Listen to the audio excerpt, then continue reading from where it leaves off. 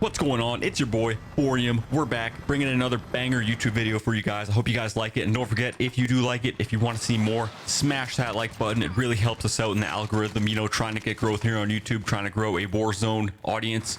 Massively appreciate it if you guys smash that like button right now. Today we're going to be using a little bit of an unorthodox build. We got the QBZ, which is not a meta rifle, but it does have outstanding reload speed. It's got great aim down sight speed because the 60 round mag, for whatever reason in this with the QBZ, does not give you a speed penalty of any kind. So you get really fast reload, you get really fast aim down sight, and on top of that you get really fast sprinting moving speed.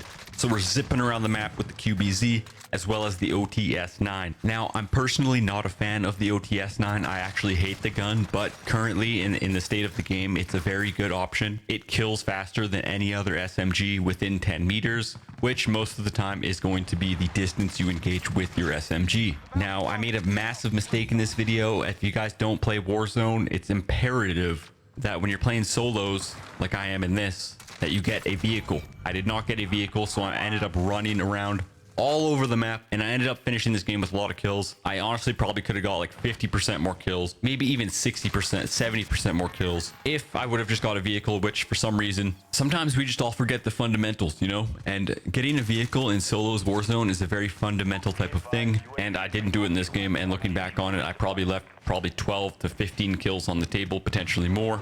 Or maybe the vehicle would have led to my death. Who knows? Speaking of fundamentals, one of the fundamentals of Twitch streaming, if you guys don't know, and I also Twitch stream, and it is one of those things that if you want to grow on Twitch, it's actually not done by streaming on Twitch. It's actually done by growing on other platforms and bringing your audience over. For example, how I started on Twitch was I started an audience on YouTube, and then I brought you guys over to Twitch, and that's pretty much how you gain popularity on Twitch.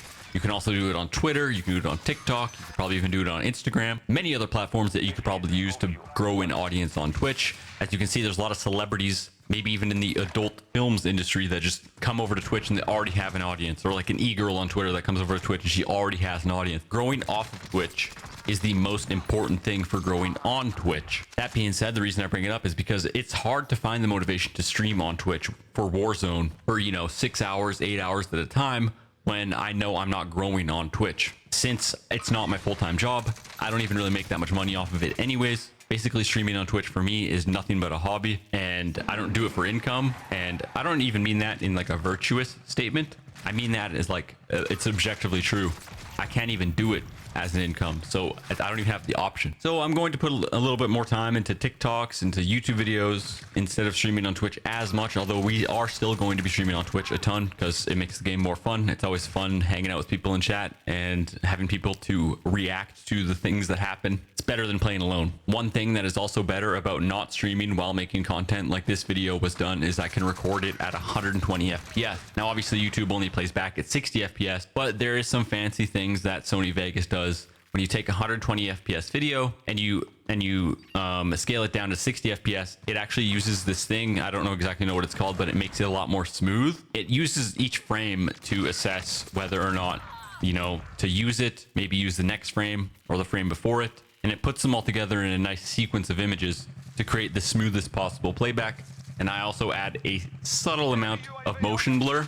And the motion blur has way better quality as long as you have a really high frame rate, because it has 120 FPS going to 60 FPS. It's got 120 frames to get the motion blur information from. And that's one of the reasons why this video looks like it does. It looks very smooth. And if you don't like motion blur, that's why I add such a subtle amount of it.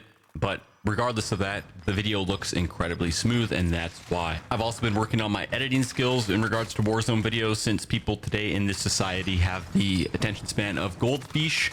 It is very difficult to make content in a game like Warzone because there's so much downtime in it. Now, I try to fast forward through all the down moments, but if you cut out too much of the down moments, then you lose out on some of the context of the game, which is, you know, always trying to find that balance, always trying to find that flow of the video where the viewer is not just watching nothing happen.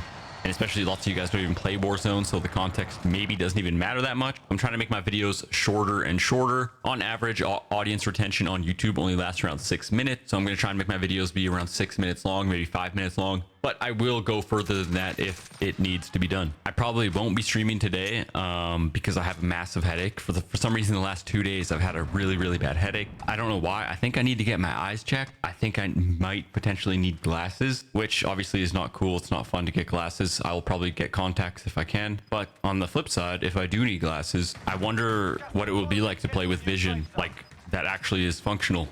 Maybe I'll have better aim. Maybe I'll be able to see stuff in game better if I get glasses, if I need glasses. I'm not quite sure if I do.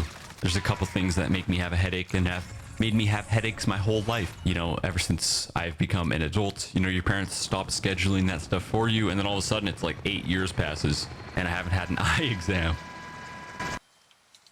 Another day, another hacker. Unfucking believable. I ain't hacking, bitch. No hacks here. Yeah, you are. Why do you think I'm hacking? Why would you think I'm hacking? Hey, let me tell you something. My YouTube, you can go to youtube.com/Borium. Bullshit. Bullshit. Actually, it might be King Borium. I'll upload this game to YouTube, but it'll probably be uploaded tomorrow and you can see it from my perspective. Yeah, raw hack. I want to snap. I just want to say thank you guys for watching this video. And don't forget, smash that like button. Appreciate it a ton and hope you guys have a great day.